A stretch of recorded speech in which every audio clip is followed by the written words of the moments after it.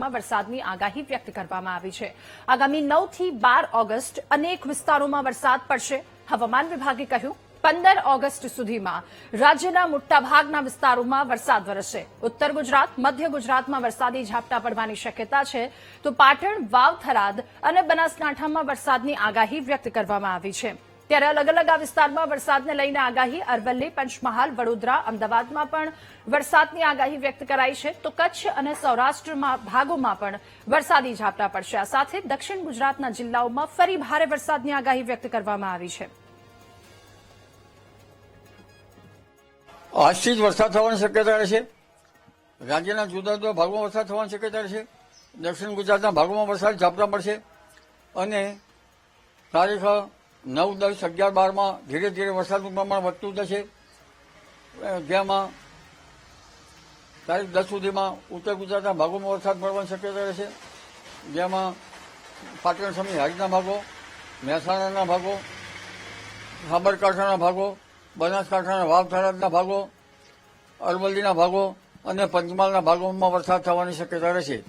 ખાસ કરીને ઉત્તર ગુજરાતના ભાગોમાં સાબરકાંઠા અને બનાસકાંઠા અને અરવલ્લીના ભાગોમાં વધુ વરસાદ થવાની શક્યતા રહેશે। કોઈ કોઈ ભાગમાં 3 ઇંચ કે તેથી વધુ વરસાદ થઈ શકે। આ ઉપરાંત 15 તારીખ સુધીમાં મધ્ય ગુજરાતના ભાગોમાં પણ વરસાદ થવાની શક્યતા રહેશે। એટલે આજથી તારીખ 15 સુધીમાં વડોદરાના ભાગો, અમદાવાદ, ગાંધીનગરના ભાગોમાં પણ વરસાદ થવાની શક્યતા રહેશે। ભરૂચના ભાગોમાં પણ વરસાદ થવાની શક્યતા રહેશે। ઉત્તર કચ્છના ભાગોમાં વરસાદ થવાની શક્યતા રહેશે અને ઉત્તર સૌરાષ્ટ્રના ભાગોમાં પણ વરસાદ થવાની શક્યતા રહેશે। સૌરાષ્ટ્રના અન્ય ભાગોમાં વરસાદ થવાની શક્યતા રહેશે અને લગભગ દક્ષિણ ગુજરાતના ભાગોમાં ભારે વરસાદ ઝાપટા પડવાની શક્યતા રહે। તો ભારે વરસાદને લઈને ફરી એક વખત આગાહી વ્યક્ત કરવામાં આવી છે। આજ અને તારીખ 9 થી 12 એટલે આવતીકાલથી ફરી એક વખત ભારે વરસાદનો રાઉન્ડ ગુજરાતમાં શરૂ થવા જઈ રહ્યો છે। અત્યાર સુધી પહેલા જે વરસાદી ઝાપટા પડ્યા હતા, ખૂબ ભારે અતિભારે વરસાદની સ્થિતિ હતી, ફરી એક વખત આ પ્રકારની સ્થિતિ સર્જાવા જઈ રહી છે। રાજ્યના અલગ અલગ જગ્યાના એ વિસ્તારો કઈ જગ્યા પર કયા પ્રકારની પરિસ્થિતિ સર્જાશે, ઓવરઓલ એ તમામ પરિસ્થિતિ પહેલા જોવાનો પ્રયત્ન કરીએ। હવે ઓવરઓલ ભારતમાં સૌથી વધારે જે વરસાદની સ્થિતિ છે, 3 અલગ અલગ સિસ્ટમ સક્રિય થઈ છે। સૌથી પહેલા 3 તારીખ વ્યક્ત કરવામાં આવી છે, એટલે કે આવતીકાલથી લઈ તારીખ 12 ઓગસ્ટ સુધી આ પ્રકારની વરસાદી શક્યતા દેખાઈ રહી છે। હવે સૌથી પહેલા જો ઇન્ડિયાની વાત કરીએ, અલગ અલગ જગ્યા પર ક્યાં કઈ સિસ્ટમ સક્રિય થઈ છે। એક લો પ્રેશર અહીંયા સર્જાયું છે, સાથે બીજી એક સિસ્ટમ અહીંયા મધ્ય ભારતમાં સર્જાઈ છે। એટલે આ બંને સિસ્ટમ કે જે બંને ભેગી થઈ અહીંયા ગુજરાતમાં તેની અસર વર્તાઈ શકે છે। એટલે આટલા પટ્ટામાં આ વરસાદના કારણે આ પ્રકારની સ્થિતિ સર્જાશે। એક ગુજરાતની ઉપર આ 3 સિસ્ટમના કારણે આ પ્રકારની સ્થિતિ હાલ ગુજરાત પર દેખાઈ રહી છે। એટલે અલગ અલગ 3 જેટલી સિસ્ટમ સક્રિય થવાના કારણે આ પ્રકારની પરિસ્થિતિ છે। હવે વિન્ડી શું કહી રહી છે, જે પ્રકારની અલગ અલગ 3 સિસ્ટમ મેં બતાવી, એક અહીંયા સિસ્ટમ સક્રિય થઈ છે, બીજી સિસ્ટમ અહીંયા, એટલે આ તમામ ભાગોમાં ભારેથી અતિભારે વરસાદ દેખાઈ રહ્યો છે। ત્યારબાદ એ સ્થિતિ ગુજરાતમાં પણ એની અસર વર્તાવવાની શક્યતા છે। એટલે આ જે આખો પટ્ટો જે વરસાદ દેખાઈ રહ્યો છે, અથવા તો અહીંયા જે સિસ્ટમ સક્રિય થઈ છે, એની સૌથી વધારે જો ગુજરાતમાં અસર પહોંચશે તો એ ગુજરાતના આ તમામ ભાગોમાં એ વરસાદ વધુ વરસવાની શક્યતાઓ દેખાઈ રહી છે। આ આટલા પટ્ટામાં જે વરસાદ વરસશે, સાથે અહીંયા પણ એક સિસ્ટમ સક્રિય થઈ છે, એટલે આ તમામ વિસ્તારો કે જ્યાં વરસાદની આ સ્થિતિ દેખાઈ રહી છે, જ્યાં ભારેથી અતિભારે વરસાદ શક્યતાઓ છે। હવે તારીખ 9ની વાત કરીએ, 9માં ગુજરાતમાં શું પરિસ્થિતિ છે, ક્યાં વરસાદને લઈને સ્થિતિ છે, તો આ પ્રકારે અમદાવાદ, આ જે વિસ્તાર છે ગુજરાતના, સાથે દક્ષિણ ગુજરાતમાં પણ ભારેથી અતિભારે વરસાદની શક્યતાઓ દેખાઈ રહી છે। એટલે કે આવતીકાલથી એ વરસાદી વાતાવરણ બરાબર જામ્યું છે।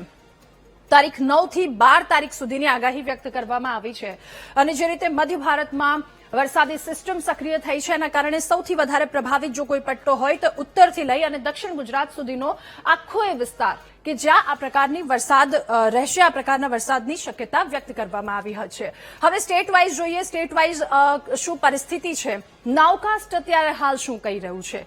હવે જો જે અલગ અલગ 3 સિસ્ટમ સક્રિય થઈ છે, ખાસ કરીને બંને કે જે પશ્ચિમ બંગાળથી લઈ અને આ સાથે મધ્ય ભારતમાં જે પ્રકારની સિસ્ટમ સક્રિય થઈ છે, આ તમામ વિસ્તારોમાં તો એ વરસાદની શક્યતાઓ દેખાઈ જ રહી છે, પરંતુ સૌથી વધારે જો એ વરસાદ વરસશે તો એ કયા વિસ્તારમાં ગુજરાતના કયા ભાગોને સૌથી વધારે અસર થશે?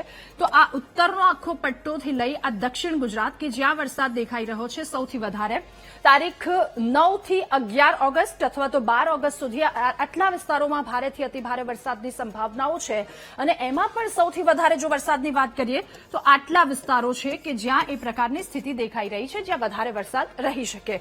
અહીંયા થોડો ઓછો વરસાદ અને અહીંયા મધ્યમથી ક્યાંક હળવો વરસાદ એ પ્રકારની સ્થિતિ દેખાઈ રહી છે ગુજરાતમાં હાલ.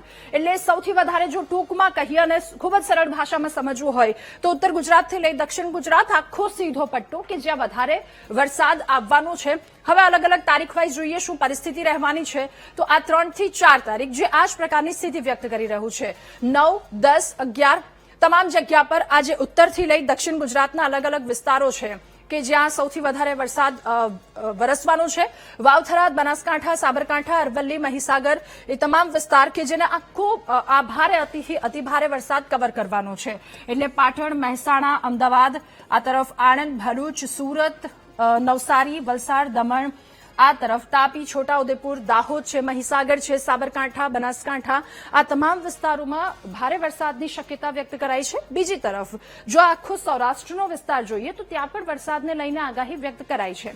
એ સૌરાષ્ટ્રના અલગ અલગ જગ્યા મોરબી, સુરેન્દ્રનગર, રાજકોટ, જામનગર, દેવભૂમિ, દ્વારકા, પોરબંદર આ તમામ જગ્યા પર જો કે ગત વરસાદનો રાઉન્ડ હતો એટલો વ્યાપક અને એટલો પુષ્કળ એ વરસાદ ભુજના કચ્છના ભુજ અથવા તો એ મોરબી અલગ અલગ જગ્યા પર એટલો પુષ્કળ વરસાદ નહોતો.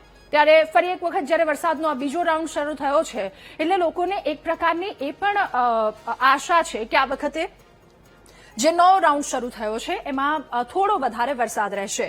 જો કે આ તમામ જગ્યા પરના એ ડેટ વાઇઝ આંકડાઓ પણ એ જ દર્શાવી રહ્યા છે.